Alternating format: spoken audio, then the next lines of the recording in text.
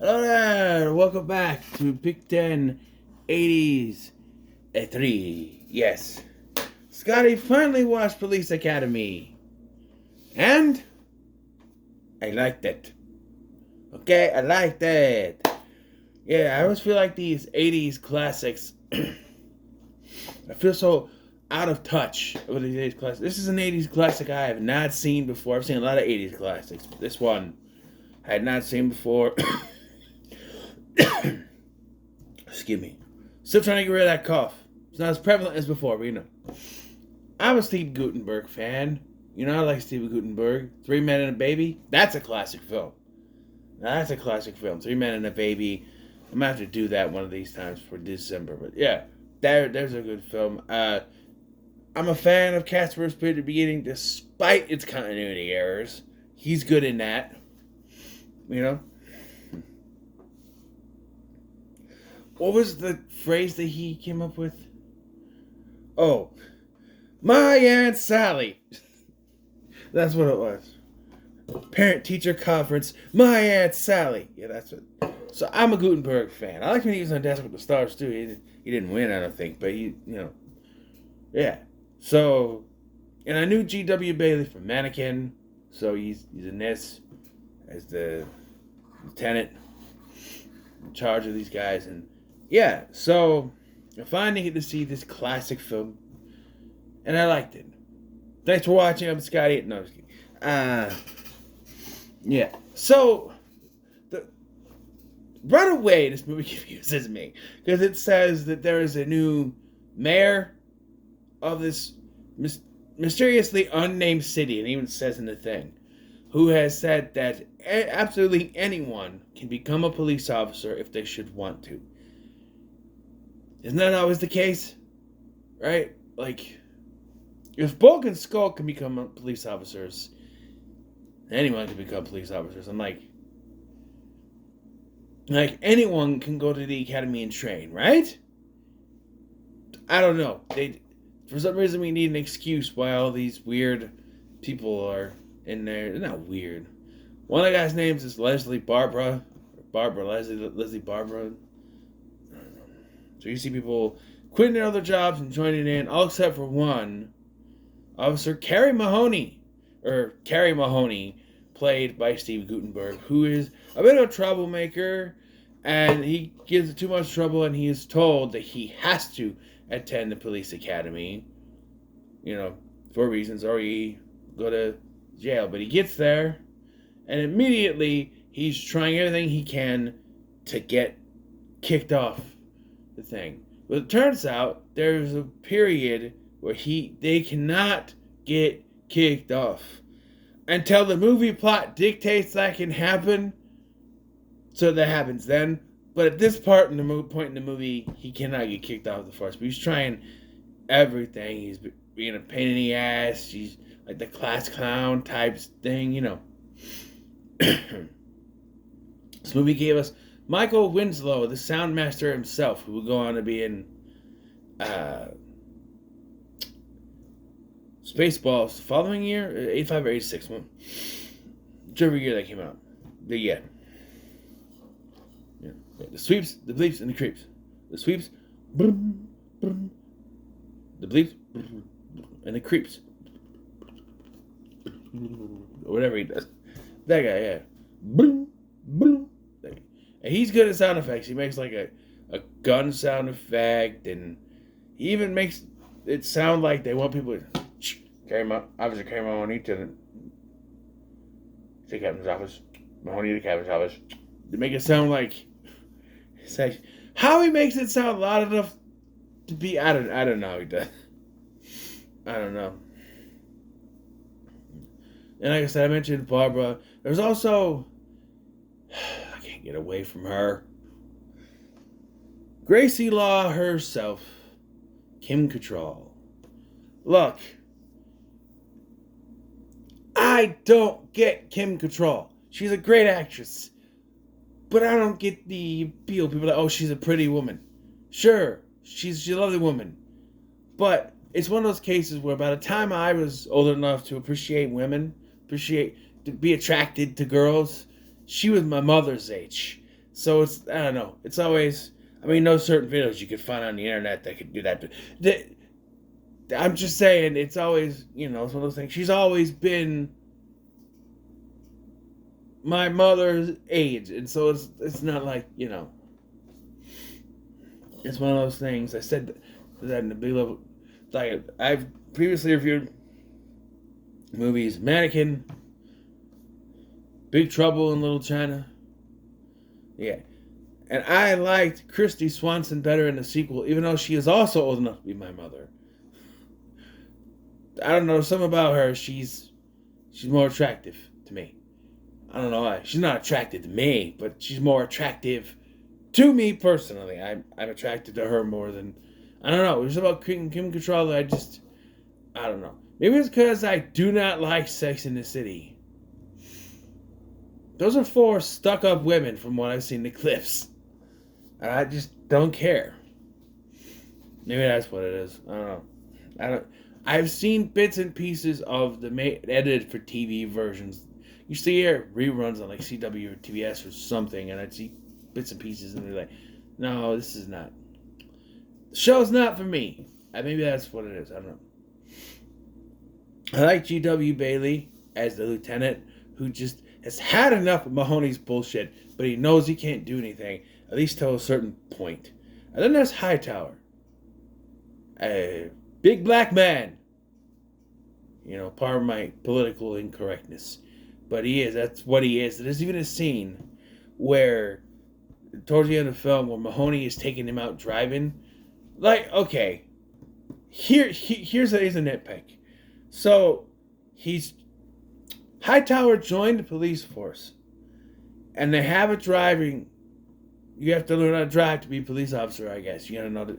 I guess that works, although I'm not sure that has to be the case, because you can always do the 2 cops in a squad car situation. Because if I had to be a cop, I wouldn't be a very good cop. I don't drive. I wouldn't be able to hold a gun. I'd just beat one up with a baton, beating people upside the head or something. I don't know. I could never hold a gun in my hand. The closest that ever happened was a BB gun, and even that I was nervous about. My mom's first house, she'd take me out and shoot pop cans, But that's not. I was nervous about that anyway. I could never hold an actual rifle or revolver or anything. I couldn't. No. Toy guns, sure, you go because they're toys. But you have a real live weapon in your hand. That's the ultimate fear, isn't it? Right? It's a weapon. What if you weren't paying attention? What if it goes off? What if there's a situation where you fire it off, but you mess up and it hits an unintended target? No, I don't want that out of my conscience. No way I'd be able to do that. So I would not be a good cop. I would be the ones that sit in the car eating the donuts. That's what I'd be doing. I could be a desk cop. Work the desks, maybe. Although paperwork's not my strong suit either, so I don't know. Make me the lieutenant and sit behind a desk and take a nap all day. I don't know. Paperwork's not my strong suit, but I'll have a secretary or something. But anyway, the scene I was talking about. So first of all, Hightower applied to be a cop and doesn't know how to drive. He hasn't driven since he was 12. And he knows there's a driving portion of the test for the academy. But they wait, and this might have been Mahoney's fault. I don't think I was paying attention enough to this. They wait till the night before he has the driving test to go out to practice driving. And it gets to the point where he's having too much fun with it. He hits another person's car. We get a cameo from the director of the film, Hugh something or other. Hugh something. Hugh Willis? Hugh Wilson. That was close. He plays the guy whose car gets hit because there was supposed to be a different guy, some stunt actor, who ended up getting drunk in his trailer, so the director had to step in and do the role. Originally, they wanted Dom DeLuise to direct this. I didn't know Dom DeLuise directed movies, but that would have been interesting. He was too busy. And then for the role of Mahoney, interestingly enough, Bruce Willis was offered, wanted to do it, but they said no. But Bruce Willis would end up doing Blind Date, which would start his career. Okay, Die Hard eventually. But yeah, Judge Reinhold was also up for the role of Mahoney, didn't get it. So yeah, those are the two. There's others, but those are the two that popped out to me. Judge Reinhold would have worked, I think, because I think, like Gutenberg, he has that delivery, that soft-spoken yet sarcastic kind of delivery, So I think it would have worked. I don't know. But yeah, and there's also these two guys who are like picking on him. I do like how the guy goes in there and he's ready to get his head shaved. He's like, take it all off. And he does it and he's his head shaved. Next guy comes in, okay, a little up the top. I'm like, wait, you could do that? Yeah, this isn't the military. We'll do whatever you want. Huh? Yeah. And then, there's a scene where they're picking on Mahoney because they want Mahoney to get kicked out. Because at this point, I guess he's able to get kicked out. So they are poking and prodding him and causing problems so he can make the first strike. And he's like, no, I'm not going to do it. I'm not going to do it. And he's like, okay, I'm going to take these mashed potatoes and I'm going to smash them right in your face. And he goes to do it. And Barbara is also there. That is the guy, by the way. He's the fat guy. Think of some like castor oil from Popeye, or what's his name from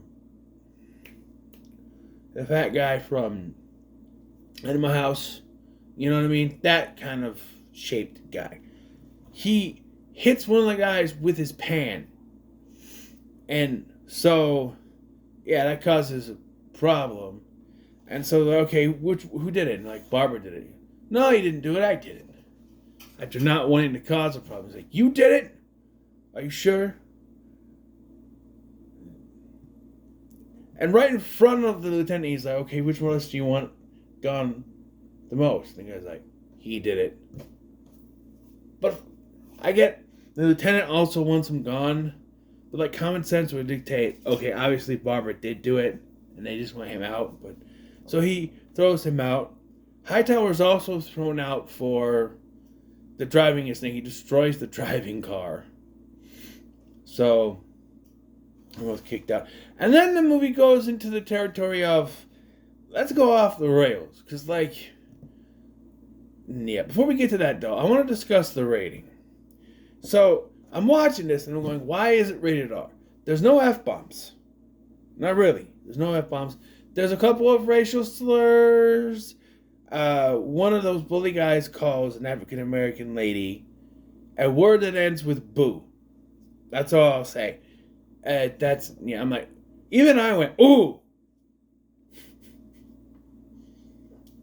Even I don't have to say that word. I'm like, no. This was the 80s, man. It's a different time. You could throw whatever. But even, no. And that's where Hightower shows up and kicks our ass, basically. He's like,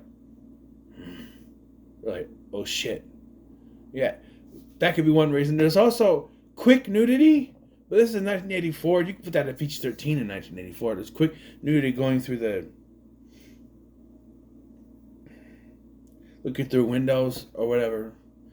But I think why this is rated R, and it's mostly for the implication, right? As they would say on That Always Sunny, it's the implication of what happened is, so the captain guy, not the lieutenant, but the other guy, the guy in charge, the captain, has to make a speech in front of all these people. And Mahoney hires a prostitute and hides her in the under the podium. And I think she was supposed to pop out and get undressed or something, is what it was. But she unzips the captain's pants and starts going to town. And as he's trying to make his speech, he does stuff like that. And I'm just like, the reason I think that this is not how it's supposed to be, because Mahoney is watching this and he's like, and then he realizes and goes, like, that's not what she was supposed to do. Like, he's waiting for her to pop out. And then, this was kind of funny. But, I don't know if you could do a joke like this nowadays. It's a gay joke. But it's not necessarily mean-spirited or anything. But just like, after that happens, he finishes the speech and they leave. And then Mahoney comes out of the podium. And he thinks Mahoney was the one who gave him the blowjob. And the only reason I can think why Mahoney does this is because he thinks he's going to get kicked out for this. But he knows he can't get kicked out for it. So, yeah. And that's there to say, by the end, after this whole shit goes down, that comes back. We'll get to it. But yeah, that's part of why I think, because like there's really not a lot of stuff besides racial slurs, some nudity, of why this could be rated R. And I don't know.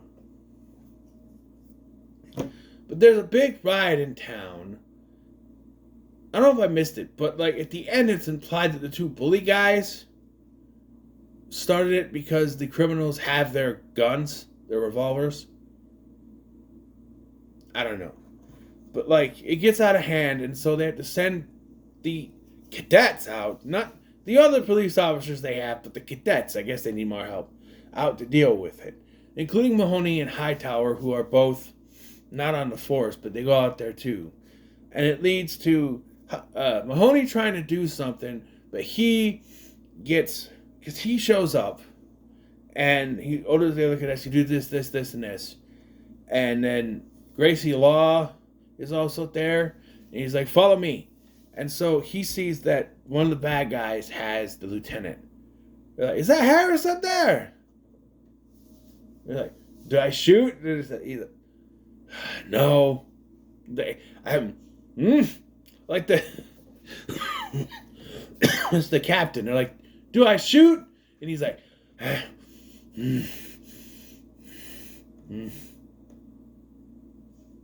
no. So they come up with a plan. Pardon me. So Mahoney goes up there, tries to de-escalate the situation. It doesn't work, and he gets knocked down. So now this guy has two guns pointing at them. So I think maybe it wasn't those guys. I don't know. And just when you think it's over, like which one of them you to shoot, right? Here comes Hightower, out of uniform, by the way. He comes up, he goes, I want to see which one of them you're going to shoot. Which one you're going to do first. Which one do you want me to do? He's like, he points at Harris. How about that one? Oh, the old one. All right, I'll do him first. This is where you think he's going to let him shoot him. Nope.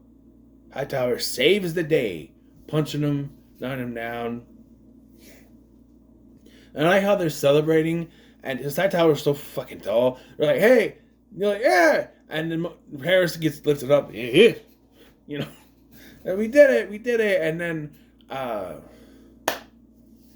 the dad from Brink is one of the cadets as well. And he shows up and he starts taking his head out the trunk. And the captain's like, what's wrong with him? And Barbara goes, there was gunplay, sir. He missed it. He just wanted to fire his gun. Yeah, and then we get this big ceremony. And they honor Hightower and Mahoney because they're the ones that saved the day. And they're like, why don't you guys say some words? And Mahoney and Hightower's like, thank you very much. And then he leaves. And then, Mahoney decides to give this big speech. And he starts delivering a speech, and you just hear, I don't know if you hear that. You hear the zipper, because at first, you think it's a part of a joke because the captain goes up to the podium and he's like, to make sure there's nothing underneath there. He's like, oh, ha, ha, ha. But then when it happens, I think he's making sure she is underneath there because he gets up there to make a speech. He starts talking. Mahoney does, and you just hear he's like, sorry, I'm sitting back up. He's like, and Gabriel's just like, because he figured it out. Like, so he must have figured out it wasn't Mahoney. It was, yeah, which doesn't make any sense with context of earlier when he's making out with Gracie Law. She's got her hat over her hair, and they're like, gentlemen, this is not how you behave. And then they realize it's her. He's like, oh, back to it then. So maybe that's, I don't know. Don't ask, don't tell, right? But yeah, and we end on a blowjob joke. But I just want to say this. All due respect to this movie, but Van Wilder freshman year did the joke better. Magna Loudy, you're a valedictorian. And then he pulls her out. So I like that joke.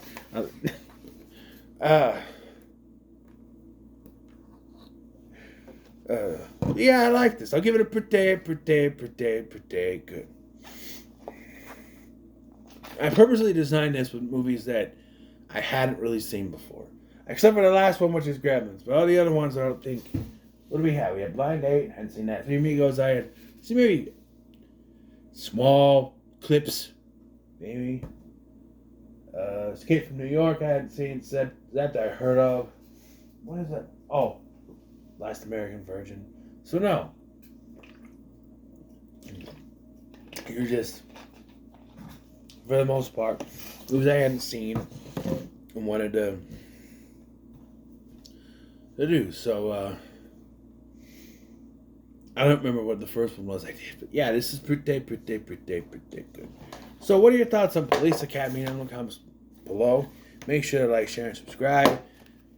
Gremlins is next. It's a revisited review for me, but I put it in there because I want to do the sequel. I want to do the sequel for I don't know how many sequel-a-thons since the first one. But I wanted to redo this because my original review for Gremlins sucked. Because it's back when I decided I was just going to put the movie in, turn the sound off, and watch whatever else. I could do it without that. And my reviews sucked as a point. That's why I started this revisited series. Because I want to do better than those original reviews thinking I've seen these movies before. I was cocky. Because my first reviews for the first two Bill and Ted movies... I did without even watching either of the movies. So I got cocky thinking I could do that for every movie unless they're new, you know? So, yeah, I got cocky. But that's why my original Die Hard review is not very good either. But, yeah, so Gremlins isn't the last one we're going to do. That's why I said like that. Going to do. My voice squeaked. I don't know why. Do. That was kind of like that, Ludwig von Drake. Did you hear that last chord? It was like blue. Yeah. So, thank you for watching.